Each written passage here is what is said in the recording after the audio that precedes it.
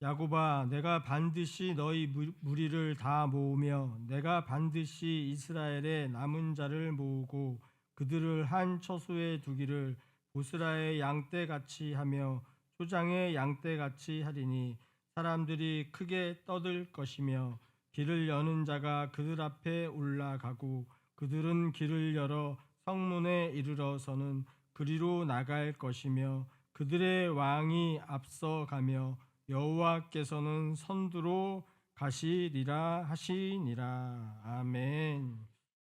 여호와께서는 선두로 가시리라. 제목으로 함께 은혜를 나누고자 합니다. 하나님께서 우리 인생에 선두로 가시는 줄 믿습니다. 그분이 선두로 가실 때 우리의 삶은 그분께서 이루시는 놀라운 역사 가운데서 참된 복과 은혜를 누리는 줄 믿습니다.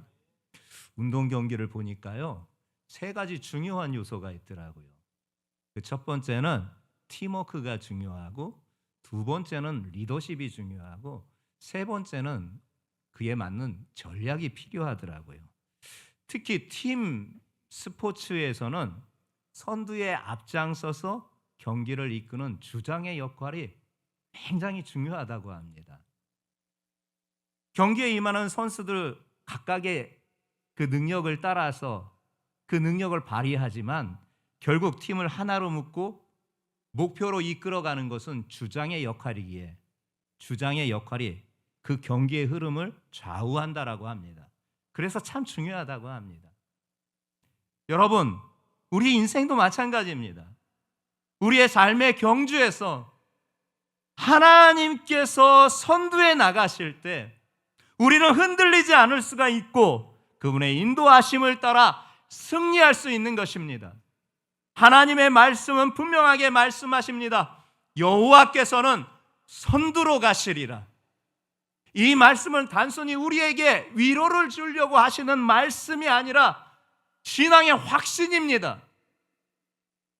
하나님은 우리보다 앞에 가시면서 우리의 길을 인도하시고 우리의 길을 보호하시고 우리의 길을 이끌어 주시는 줄 믿습니다.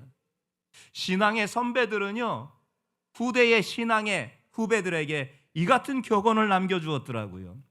하나님이 앞서 가실 때 그 길은 결코 막히지 않는다. 우리의 신앙의 선배들은 후배들에게 이 같은 간증의 격언을 남겨준 거예요. 하나님이 앞서 가실 때 그 길은 결코 막히지 않는 줄 믿습니다. 하나님은 우리의 인생의 여정에 결코 뒤에 계시지 않습니다. 언제나 우리보다 앞에 계시는 줄 믿습니다. 맞아요. 우리의 인생의 때로는 불안합니다. 또한 막막하기도 합니다. 그러나 그럼에도 불구하고 그 순간 하나님께서는 우리의 인생에 먼저 앞에 선두에 가셔서 우리를 이끌고 계시다라는 것을 잊지 마시는 우리 성도들 되시길 바랍니다. 우리가 해야 할 일은 그분의 인도하심을 신뢰하고 그분의 발자취를 따라가는 것입니다. 그분을 의지하고 그분의 선하신 계획이 담대하게 나아갈 수 있는 바로 그 삶이 우리에게 필요한 것입니다. 오늘 하나님께서 주시는 말씀을 통해서 우리의 삶에 하나님께서 선두에 가시면서 우리를 이끌어 주신다는 이 확신의 말씀을 통하여서 여러분들 삶에 오직 예수가 앞서 가시는 은혜가 있기를 예수님의 이름으로 축복합니다. 이 미가서가요, 기록된 이 시기가 이스라엘 백성들이 죄로 말미암아 하나님의 심판이 임하게 되었다라는 예언을 선언해 주시고 있는데, 그럼에도 불구하고 하나님께서 그들의 구원자가 되셔서 그들을 이끌어 주신다라는 말씀이 바로 이 미가서 전체의 핵심 메시지인 것입니다. 미가 선지자가 활동했던 시기가 주전 한 8세기 후반 정도 돼요. 여러분들이 잘 아시고 있는 이사야 선지자, 호세아 선지자와 비슷한 시기에 활동했던 선지자인데, 그 당시 이스라엘 사회가 정말 혼란 가운데 있었습니다. 정치적으로도 또한 사회적으로도 영적으로도 혼란 가운데 있었던 그런 시기였어요. 잠시 언급하자면 정치적으로는 저 북이스라엘이 아수르에 의하여서 어려움을 당하다가 결국 멸망을 하고 맙니다. 그리고 그 아수르가 이 남유다마저도 위협하는 그런 상황 가운데 정치적으로 참 불안한 가운데 있었습니다. 하지만 히스기야 왕의 개혁 운동을 통하여서 하나님께서는 그들에게 일시적으로 평화를 주시고 안정을 주시지만 항상 정치적으로 불안했습니다. 사회적으로도 마찬가지입니다. 사회 정의를 세워야 되는 나라의 지도자들이 사회 정의를 무시하고요, 백성들을 착취하는 일이, 억압하는 일이, 학대하는 일이 발생했습니다. 유대 사회에서 지도자라고 하면 정치적 지도자, 왕과 신하들일 것입니다. 그리고 영적인 종교 지도자, 제사장들과 또한 선지자들이 있을 것입니다. 그런데 이들 모든 사회의 지도자 그룹들이 백성들을 바로 이끌고 하나님의 공의를 세워야 되는데 그렇게 안 했어요. 이 당시의 지도자들이 자기들의 권력을 남용하여서 약자들을 착취하고 학대하고, 그래서 백성들이 이러한 부패로 말미암아 고통 가운데 있는 사회 불안이 그 시기에 있었어요. 영적으로는 어떻는지 아세요? 겉으로는 여호와 하나님을 섬긴다고 하면서요, 사실은 내적으로는요, 우상 숭배에 빠져 있었고 외식적인 신앙생활에 빠져 있는 정말 심각한, 정치적으로도 사회적으로도 또한 영적으로도 정말 심각한 이 사회적인 현상 가운데 있었던 것이 이 미가서가 활동했던 시대예요. 그러니 하나님께서 그들을 징계를 결정하셨고 그 징계로 따라서 심판이 예고되어 있었으나 그럼에도 불구하고 하나님께서는 자기 백성들을 버리시지 아니하셨습니다. 그들을 다시 회복시키신다는 메시지를 우리에게 전달해 주신 것입니다. 그 첫 번째가 오늘 본문에서 소개하기를 흩어진 자들을 다시금 모으시는 하나님을 우리가 발견하게 되는 것입니다. 12절 말씀을 함께 합독하면서 확인해 보겠습니다. 시작.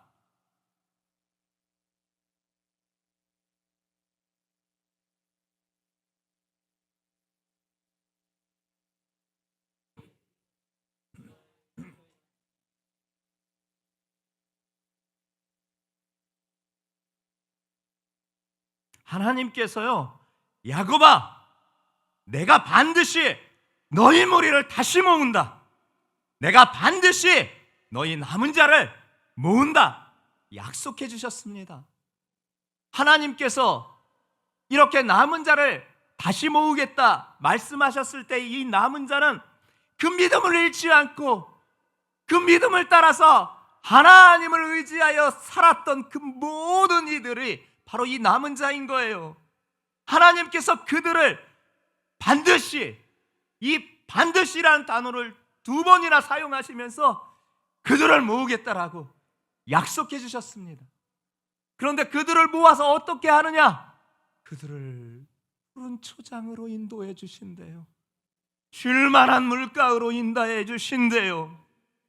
양떼같이, 초장의 양떼같이 그들을 모아서 쉴만한 물가로, 푸른 초장으로 그들을 보호하시고 그들을 인도하시고 그들을 지켜주신다라는 것입니다. 그곳에서 양떼들이 소리를 내며 울듯이 하나님의 백성들이 기쁨으로 즐거움으로 떠드는 소리가 가득하게 될 것이라는 것입니다.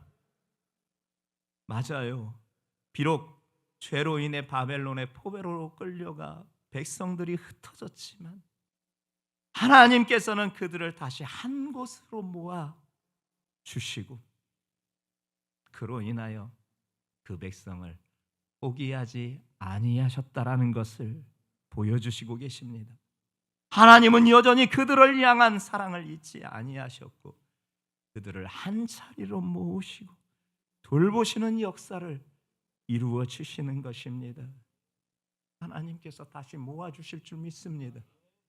그분이 모아주셨기에 오늘 여러분들이 그분의 인도하심을 따라 이 자리에 나온 줄 믿습니다. 하나님의 소원은 당신의 백성들이 다시 모이는 것입니다.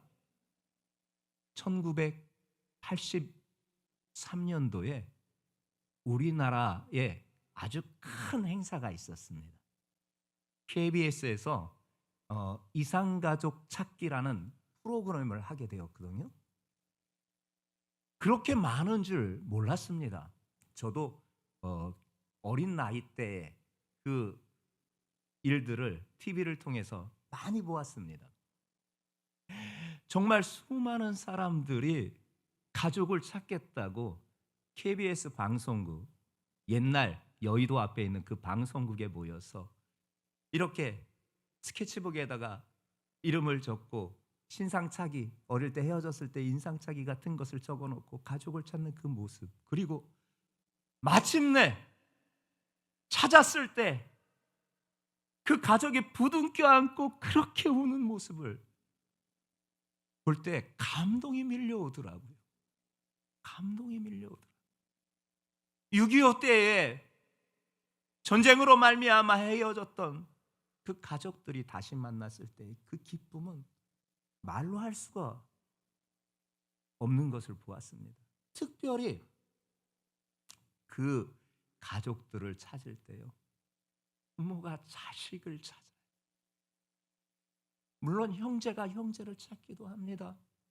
그런데 부모가 잃었던 자식을 찾고 자식이 잃었던 그 부모님을 찾는데 그렇게 만나요.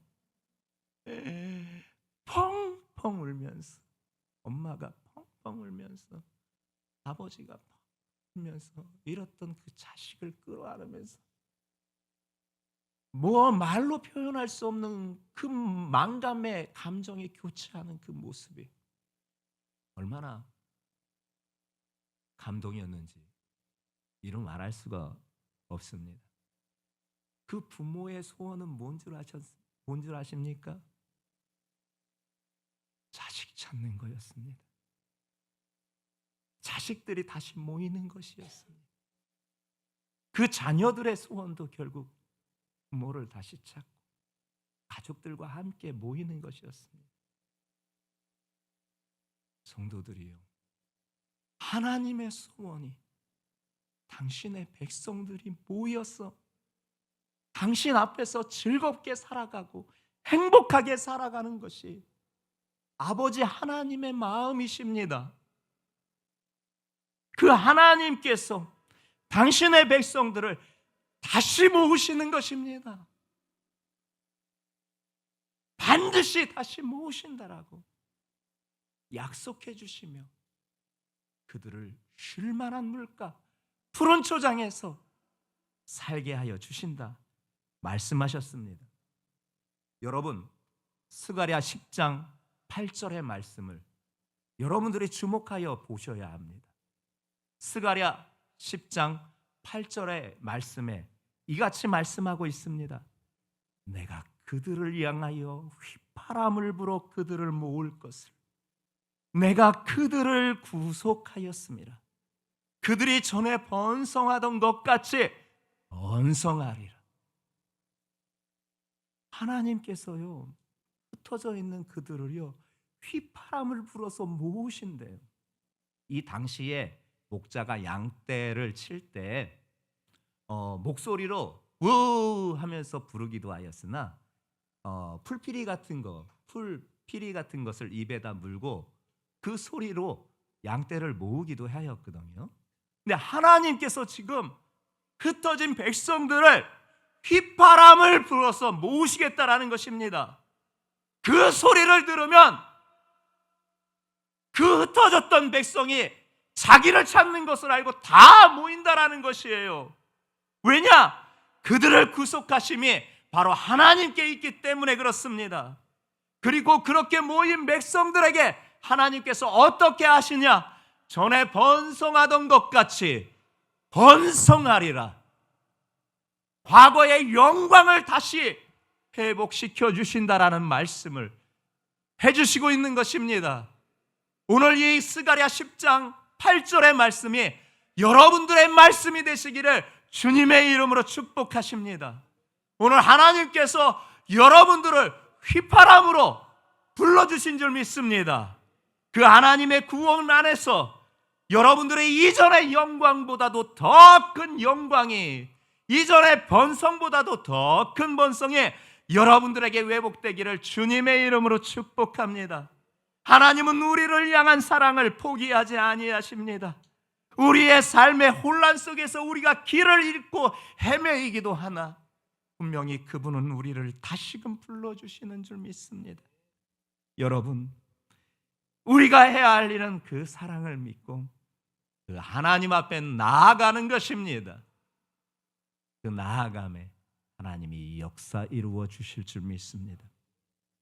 두 번째 말씀하시는 바, 길을 여시는 하나님이십니다. 하나님께서 그 백성을 길을 여셔서 인도하신다 말씀하십니다. 13절 말씀 함께 합독하며 확인해 보겠습니다. 시작.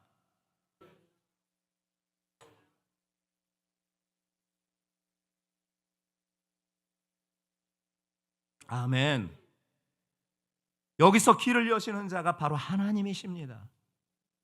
이스라엘이 포로 상태에서 해방시키고 새로운 길을 여시는 것도 하나님이셨습니다. 하나님은 당신의 백성들이 나아갈 길을 여시는 분이십니다. 하나님은 우리의 길을 열어주시는 분이십니다. 하나님께서 우리 인생에서도 또한 불확실한 미래에서도 답답한 상황에서도 하나님께서는 우리의 길을 열어주시는 줄 믿습니다. 그렇게 우리의 길을 인도하여 주시는 줄 믿습니다. 하나님께서 길을 여신다라는 말씀은요, 우리의 힘으로는 열려지지 않는 길이라는 것이 전제되어 있지 않습니까?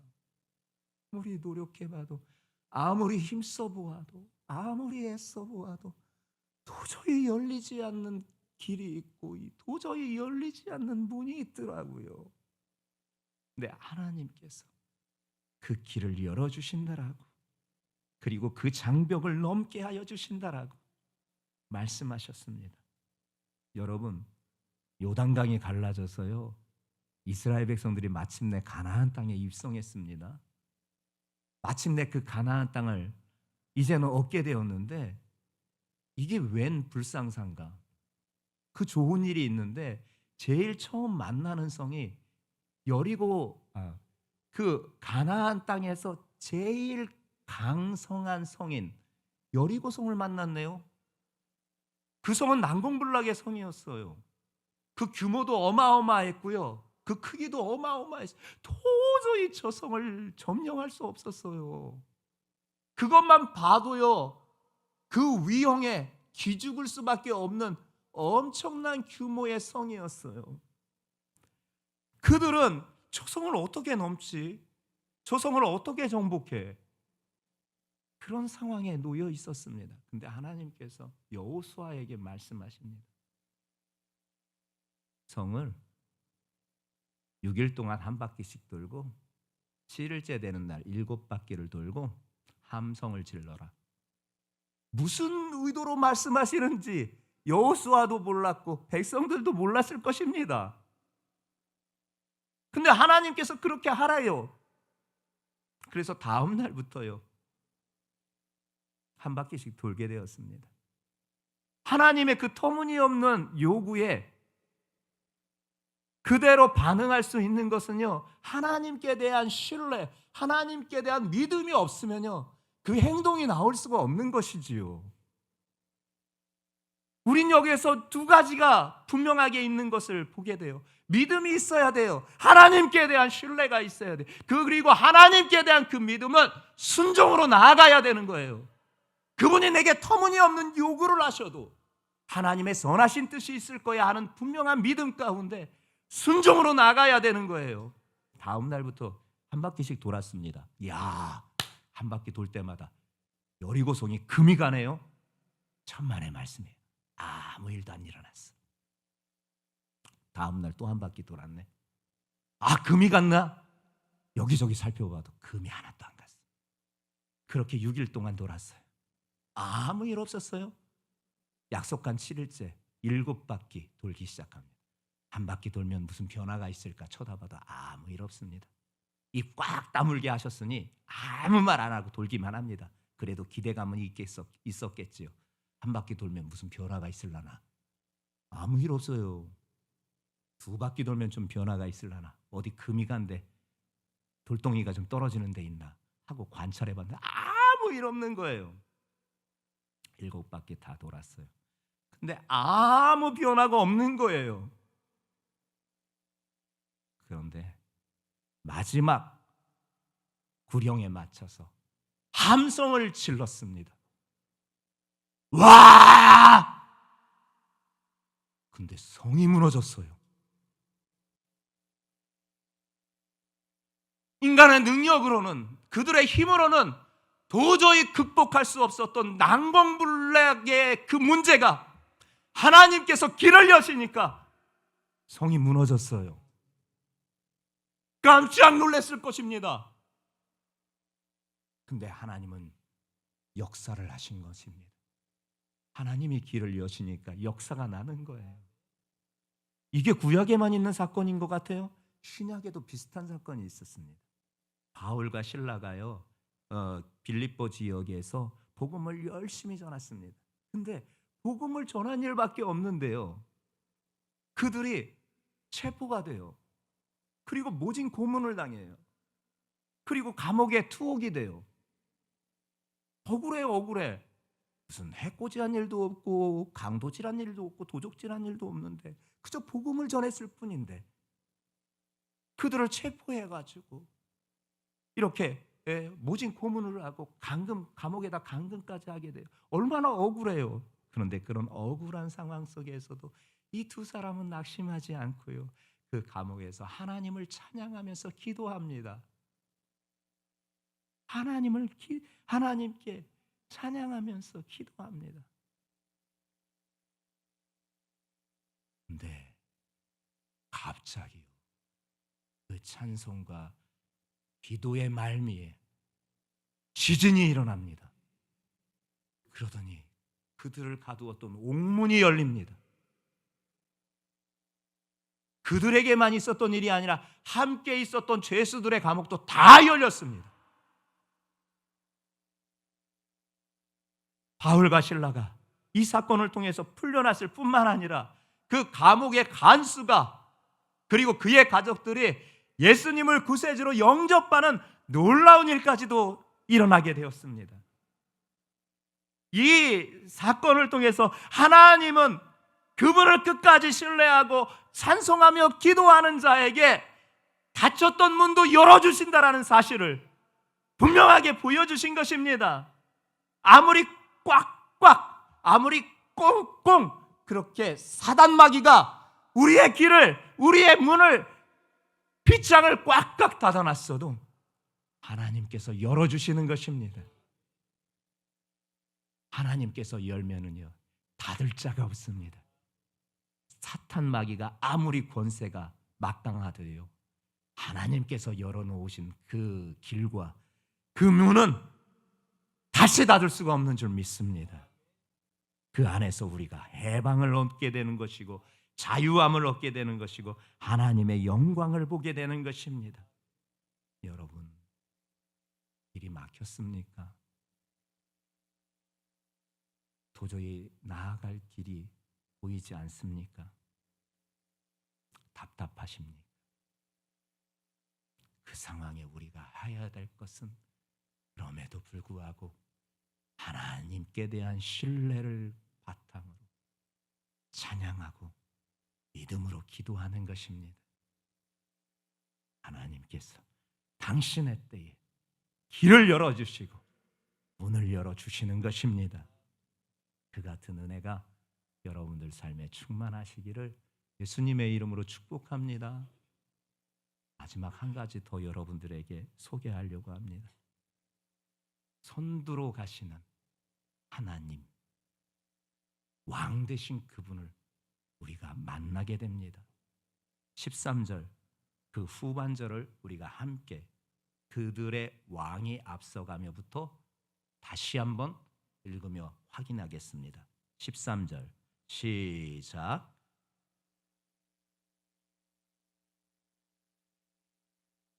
아멘. 하나님은요 이스라엘의 왕이셔요. 그리고 백성 앞에 선두로 가시면서 이끌어 주시는 분이세요. 하나님은 단순히 뒤에 계시며 명령을 내리시는 그런 왕이 아니에요. 직접 앞장서서 백성을 이끌어 가시는 우리의 왕이신 거예요. 하나님께서 그의 백성을 이와 같이 직접 이끌어 주시는 거예요. 이 장면을 여러분들이 상상할 수가 있습니다. 머릿속에 그릴 수가 있습니다. 저 유럽에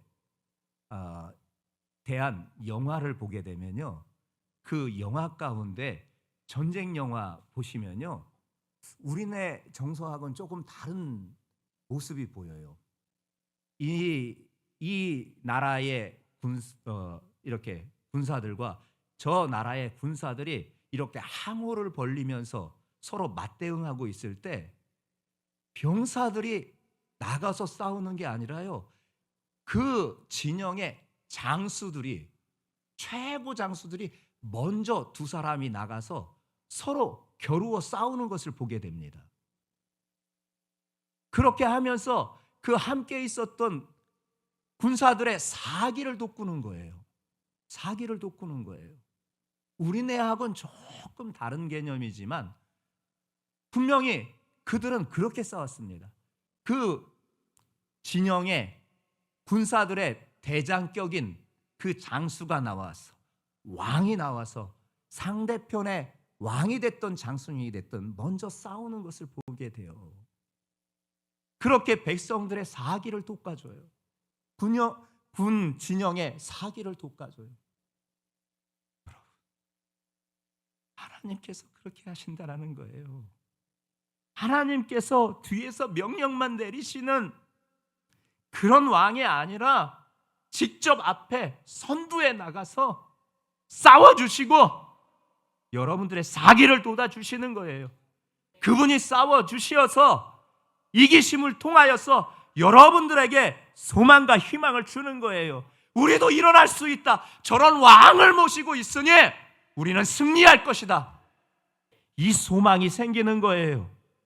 우리의 삶의 주권자는 오직 예수뿐이세요. 그분이 우리의 왕이세요. 그분이 우리를 인도하시는 분이세요. 우리들 앞서 선두에서 우리를 대신하여 싸워주시는 줄 믿습니다.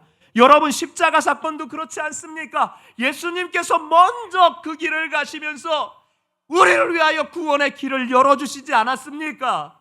우리는 그 길을 따라가기만 하면 구원을 받는 것입니다. 구원을 얻는 것입니다. 그 하나님 되신 예수님이 우리의 왕이시고 우리의 인생의 통치자가 되시며 우리의 인생의 길에 먼저 선두에서 우리를 인도하여 주시는 줄 믿습니다. 여러분, 신명기 31장 8절의 말씀을 여러분들이 깊이 묵상하시기 바랍니다. 신명기 31장 8절에 이 같은 말씀을 여러분들에게 전하여 주고 계십니다. 그리하면 여호와 그가 네 앞에 가시며 너와 함께 하사 너를 떠나지 아니하시며 버리지 아니하시리니 너는 두려워 말라, 놀라지 말라. 아멘.